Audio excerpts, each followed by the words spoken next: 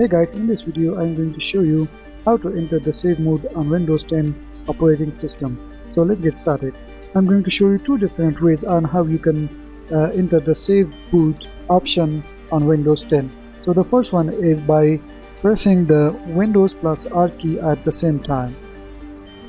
Now in here we are going to search for msconfig.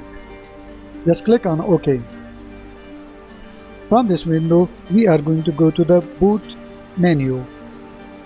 Now under the boot options, check the save mode. Press apply and then press OK. So once you click on the restart button, your computer will boot into the save mode.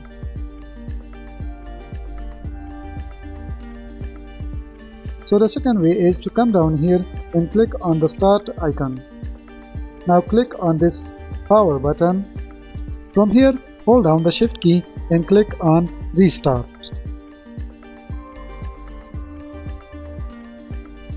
Once the computer restarts, it will take you to the option menu. From there, we are going to choose on the Troubleshoot and then click on Advanced Options. Then here click on Startup Options. Now you need to restart the computer. And once the computer is restarted, in here you can see that there are three types of save boot that you can choose from. One is the save mode, and then save mode with networking, and then the other one is save mode with command prompt. So we are going to click on number 4, save mode.